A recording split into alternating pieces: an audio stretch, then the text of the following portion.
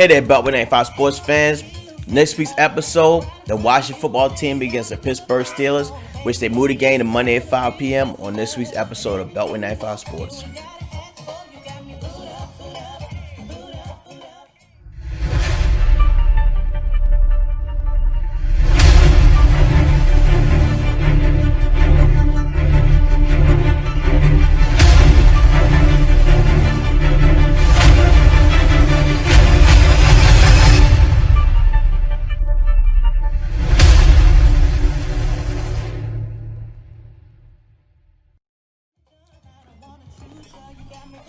Well, welcome back to this week's episode of Beltway 95 Sports fans. So, we're talking about the post game between the Washington football team and the Pittsburgh Steelers. So, this week is going to be a short week for the Steelers. Of course, you all know they played Wednesday night against the Baltimore Ravens in Pittsburgh. It was a tight game for them. It shouldn't have been a close game for them because the Ravens had RG3.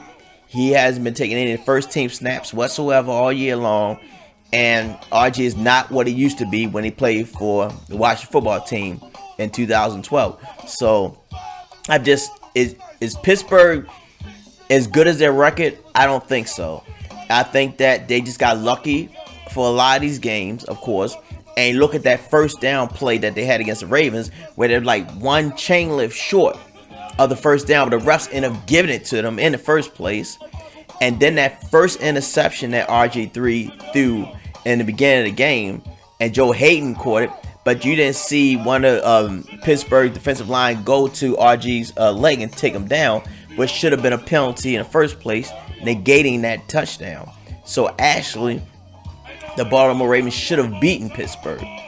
And look at some of the close wins that Pittsburgh had over the seasons. They really haven't played anybody except for the first Ravens team with Lamar, which Lamar threw too many interceptions, whatever, it cost them to win. And it was some questionable referee calling in that game as well. And then, of course, the Tennessee Titan game that they had, which was the refs gave Pittsburgh that game. We got to be honest with that. Other than those two games, they didn't play anybody. And now with the Washington football team having a long layover because the last game was against the Dallas Cowboys, which they stomped them down, which was a great win for the team. And now you're talking about Thanksgiving night they played, and now they push the game to now Monday. So my only concerns for the team is that would that long layover affect the team's performance when it comes to playing them, have to go up to play Pittsburgh. And hopefully the weather will be pretty good, hopefully. But with the team, I like to say that, I think that we kind of got our winning formula with Alex Smith. Once we inserted him as the number one quarterback, it seemed like this team started to kind of gel because of his maturity, his experience of being a leader on the field, and hopefully Haskins can take this time and kind of learn from Alex to see what a professional quarterback is like. Now, beyond this season, I don't think the team is going to keep Alex Smith because they need to look towards the future.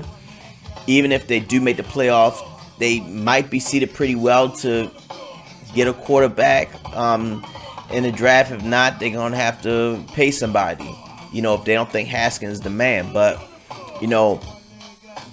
this team is rolling. It's rolling right now. And we're primed to get to the division.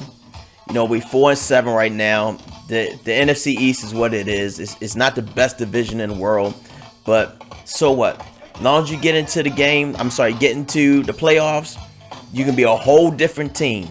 You start from zero like everybody else. So it don't matter what you did in the regular season, as long as you get to the postseason. The only thing that matters. So a lot of you naysayers are like, okay, if we get in the playoffs, we're not going to do nothing. That could be a possibility that we don't do anything, but from what this team has gone through last year and the course of the season, this is a tremendous move up. Of course, Alex Smith probably won't be here next year, but we gotta, when it comes to the Washington football team, we gotta take those happy moments when they come. They're few and far between anyway in this area as far as the Washington football team. But I'm just so psyched at what we can do. Now, You guys know the Giants won last week, would technically make them ahead of us in the division lead. But let's say if we don't win Pittsburgh and we do a pretty good performance in the last 4 games, that's enough to get us into the NFC East crown, which I believe at the moment is going to take 7 wins. It might only take 6 wins to get into the division. But I feel better about this team than I did 3 weeks ago. They given us a little bit of hope to have something to cheer about, but like I said, what do you guys think? What are your comments about the team? What do you think? You think we actually can pull off this win? And is that long layoff one of you guys' major concerns about the team? But one thing I like to say before I end this video, I represent the DMV, and it's not just always about sports all the time with me, especially with this channel. It's about us as a community, DC, Maryland, and Virginia. And yesterday in Washington, D.C., there was a 1-year-old that was murdered. As of the taping of the show, which today is Friday, I don't know if they have a suspect yet or they have any information what led to that.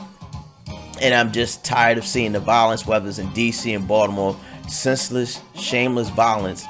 And why can't we just settle things without using a gun? Because more than likely, it's never the person that the incident was involved with. It's always the innocent persons that always get hurt and killed. And I feel for the family. I can't imagine losing a child that way. I've lost a child before, but I can't imagine losing one that way. That's something that didn't have to happen. And also today, like I said, today is Friday, there was a person murdered in Baltimore as well. And unfortunately, we get numb to these things because they always seem to happen, especially in our community. So take the time out to love each other, respect each other, especially with the COVID going on, where you're losing your loved ones and you have the possibility of you're getting hurt as well. But this senseless murdering has to end, and hopefully, Muriel Bowser can kind of get a hold of this. But it don't just take her; it takes a community to whoever did this, come forward. If you saw anything, please help this family. And like I said, I want you guys to be safe.